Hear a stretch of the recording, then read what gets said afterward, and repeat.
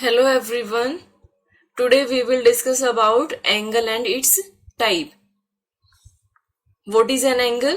An angle is formed when two rays having the same initial point is rotated about that point to take another position.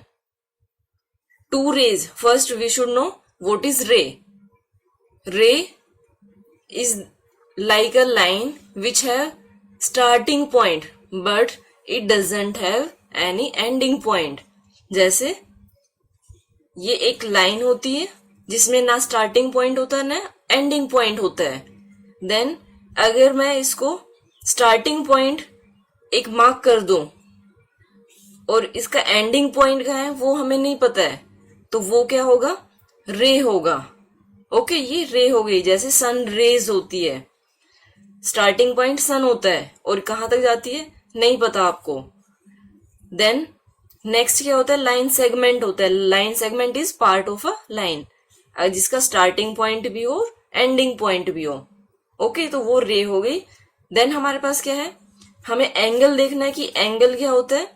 So angle क्या होगा, when two raise, एक रे हमने ये ली, दूसरी रे ये ली, अगर इसका इनिशियल पॉइंट सेम हो. इनिशियल पॉइंट क्या होता है, इट्स स्टार्टिंग पॉइंट. अगर इनका स्टार्टिंग पॉइंट सेम हो और जो रे है उनको हम रोटेट करते हैं. अगर मैं ये रे यहां से दूसरी भी अगर यही बना देती यहां ऐसे, तो वो एंगल 0 डिग्री होता. ठीक है, तो उसका तो लेने का फायदा नहीं है. अब क्या किया, ये रे आपको कहीं भी लेनी है, कुछ ना कुछ ये रोटेट होना चाहिए. जैसे मैंने ये किया या मैंने ये किया तो ये एंगल फॉर्म होते जा रहे हैं. ओके, ये एंगल फॉर्म हो जाएंगे. सो एंगल बनते हैं. इसको हम क्या बोलते हैं, इसको वर्टेक्स भी बोलते हैं हम, vertex. Okay, so when two rays meet at a vertex, then it form an angle. Then we will discuss types of angle. First angle is acute angle. यहीं से हम स्टार्ट करते हैं. Acute angle is that angle which is less than 90 degree. Less than 90 degree. तो इसको आपको याद रखना है, less than 90 डिग्री. अब लेस देन 90 की अगर हम बात करते हैं तो 90 हमारा क्या होता है, वो उसको हम बोलते हैं राइट एंगल.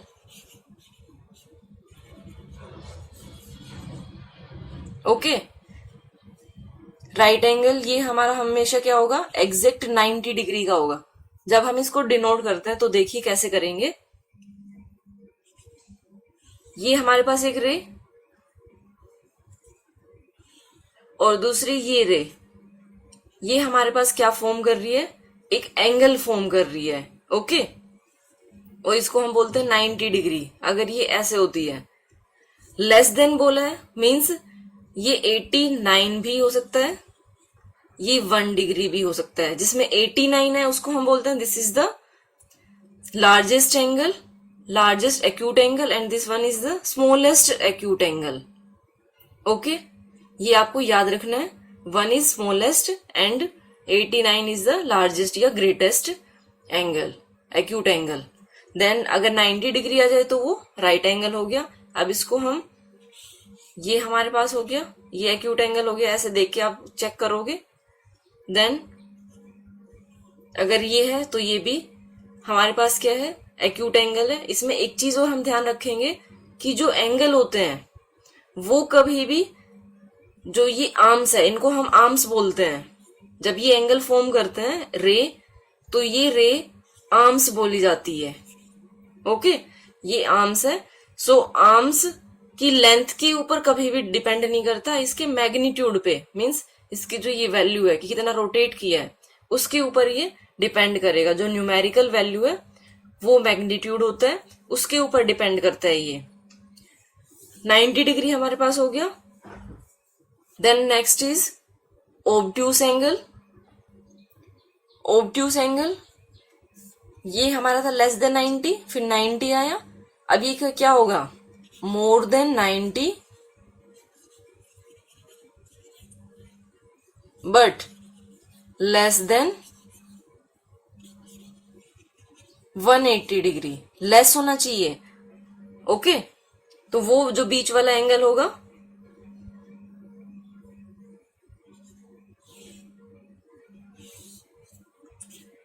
ये हमारे पास इधर वाले ये एंगल एक्यूट एंगल, ये राइट एंगल हो गया, और जो ये एंगल है इनको हम क्या बोलते हैं, ये ओब्ट्यूस एंगल होंगे। Then next is straight angle. Straight angle हमारे पास क्या होगा, नाम से ही आपको पता चल रहा है स्ट्रेट एंगल का, angle which is equal to 180 degree, ये इक्वल टू 180 डिग्री। जैसे हमने यहाँ पे 90 लिया था, ये इक्वल टू कर लीजिए, इसको इक्वल टू 90 डिग्री होता है, ये इक्वल टू 180 डिग्री होगा, और एक स्ट्रेट लाइन फॉर्म होगी इसमें ऐसे।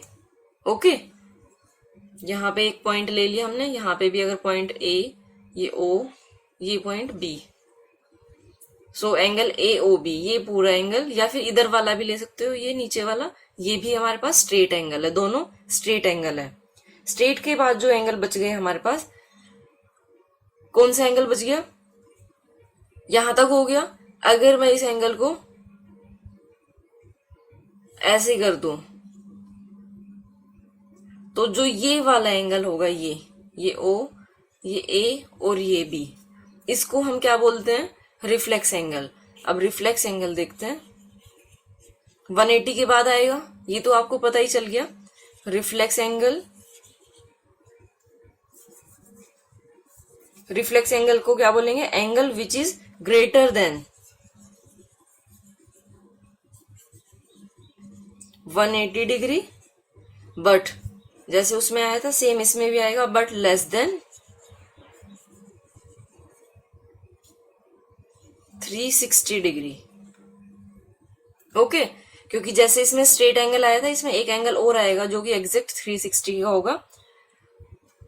सो इसमें एंगल देखिए, रिफ्लेक्स एंगल में थोड़ा सा मैं डिटेल में आपको बताना चाहूंगी, उससे पहले एक और देख लीजिए कंप्लीट एंगल, फिर पूरे हो जाएंगे एंगल।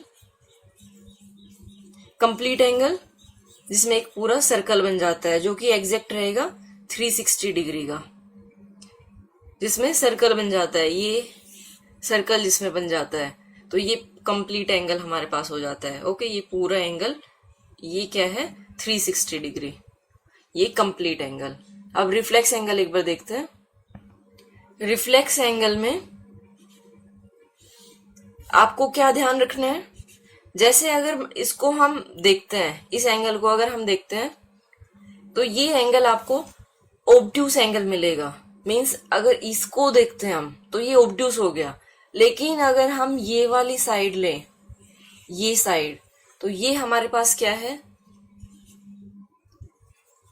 Reflex angle. ओके, ऐसे ही सेम आप ऐसे ले सकते हो, इसमें ये एंगल क्या हो गया, रिफ्लेक्स एंगल।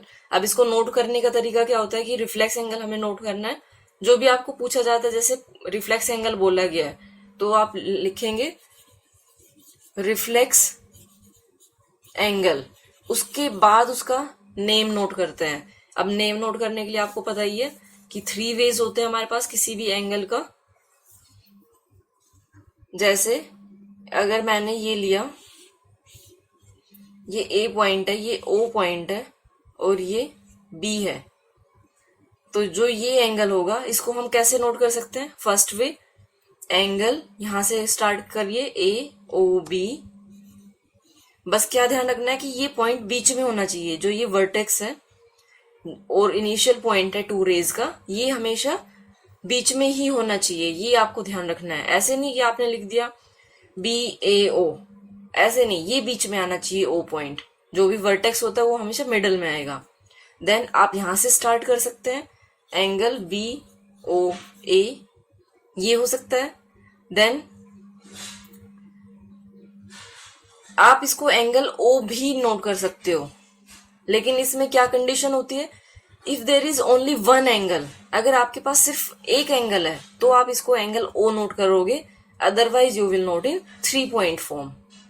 ओके, एंगल को, अगर वो सिंगल एंगल है, जैसे ये है, ये एंगल ओ है, अगर मैंने ये नोट किया और यहाँ पे ये ओ नोट किया, तो ये भी क्या है, ये एंगल ओ नोट कर सकते हो। लेकिन अगर मैंने इसको ऐसे कर दिया और आपको ये वाला एंगल नोट करना है, तो यहाँ पे पॉइंट लोगे, ए बी सी ये लिए, फिर उसके बाद ये वाला नोट करना है, तो एंगल ए ओ बी या बी ओ ए ऐसे नोट करोगे। ओके, तो ये चीज ध्यान रखिए। अब रिफ्लेक्स की जब भी हम बात करेंगे, तो रिफ्लेक्स में आपको रिफ्लेक्स लिख के कैसे नोट करेंगे, ये वाला एंगल रिफ्लेक्स एंगल हो गया, यहाँ पे हम नोट करेंगे इसको रिफ्लेक्स एंगल,